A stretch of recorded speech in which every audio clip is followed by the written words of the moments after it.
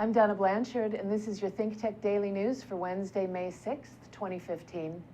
The upshot of tomorrow's general election in Britain may be felt in the European Union. Prime Minister David Cameron has promised the right-wing party of his Conservative Party a discussion about leaving the 28-nation bloc. That's set to lead to a referendum by the end of 2017. Though many predict that an exit from the EU would mean a financial loss for the United Kingdom, the Bertelsmann Foundation, a German research institute, predicted that economically Britain itself would suffer the most from a departure, but it concluded that the combination of economic and political disadvantages of the UK exiting the EU would be detrimental for everyone involved. Britain has been an ornery participant lately, refusing to adopt the euro and butting heads with Brussels over financial regulation. Those in the far right feel that the Union infringes on Britain's sovereignty and national interests.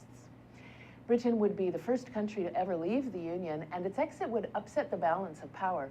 Greece is already about to default and may be excused from the euro. France's far-right National Front wants to drop the euro as well, and there are anti-EU parties established in the Netherlands and Germany. It's expected that Mr. Cameron will win that election, though this item in particular may polarize voters.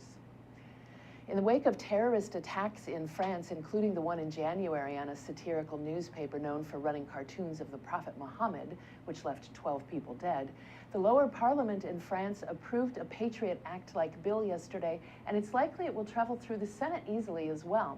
There are many in opposition to that bill, those who say that tapping cell phones, reading emails, planting microphones, and gathering quantities of cyber data wouldn't have stopped the attack on the newspaper, Charlie Hebdo, nor would the added measures probably have headed off Amadi Coulibaly from taking hostages days later at a kosher grocery store, killing 4 of them. Pierre-Olivier Sur, the head of the Paris Bar Association, stated today that the law wouldn't have added anything. The perpetrators of those crimes were already targeted by the intelligence services, and they already have more information and suspects than they can possibly track with the current levels of resources and funding, neither of which are addressed by the proposed legislation. Despite this, the bill sailed through the National Assembly yesterday by a vote of 438 to 86, and the news barely made the front pages of the newspapers in France, though I have to note that we were talking about it here on ThinkTech Daily News yesterday as well. In Syria, where 2 years ago President Bashar al-Assad agreed to dismantle their chemical weapons stockpile, there is growing evidence that his government is indeed dropping chlorine bombs on insurgent-held areas, including the Idlib province. The government has thus far evaded formal scrutiny, though many Syrians say it's absolutely clear that it is the government dropping them. Hatem Abu Marwan, a rescue worker with the White Helmet Civil Defense Organization, said, "We know the sound of a helicopter that goes to a low height and drops a barrel. Nobody has aircraft except the regime." The United States is strongly encouraging the United Nations Security Council to draft a resolution that would create a panel to determine which of the warring parties is responsible for using chlorine weapons.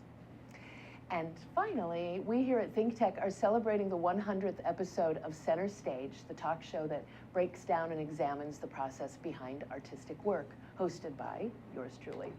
Today at 2 p.m., I'll be interviewing our president and CEO, Jay Fidel, and I hope you can join us for what promises to be a fascinating conversation.